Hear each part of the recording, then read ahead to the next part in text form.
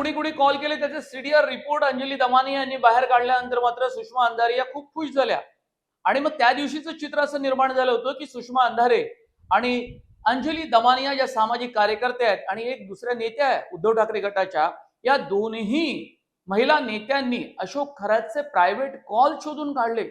महाराष्ट्रात कौतुक झालं.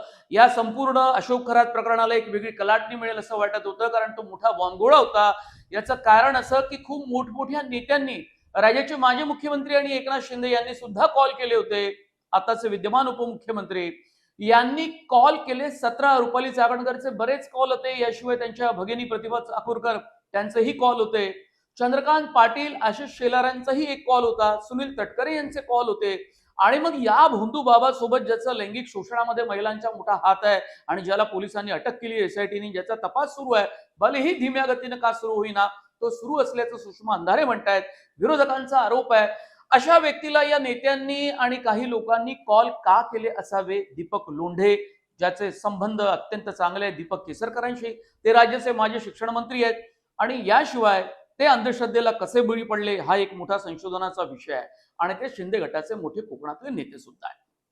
आता हे कॉल रेकॉर्ड बाहेर आल्यानंतर सुषमा अंधारे आणि अंजली दमानिया यांनी एकत्र मिळून तर हे एसआयटी म्हणजे हे सीडीआर रिपोर्ट्स काढले नाही ना, अशा प्रकारचं एक चित्र निर्माण झालं होतं की अशोक खरातच्या प्रकरणावरती या दोन्ही नेत्या सातत्यानं चाकणकरांना घेरण्याचा प्रयत्न करत होता. पण मग अचानक या दोन नेत्यांमध्ये या 2 ते 3 दिवसांमध्ये नेमकं काय झालं?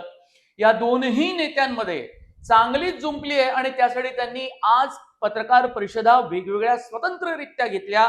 ज्या एका पानावरून प्रवास त्यांचा सुरू झाला होता ते पान आता त्यांनी फाडून टाकलं आणि ते वेगवेगळ्या पानावर त्यांचा स्वतंत्ररित्या प्रवास सुरू झाला.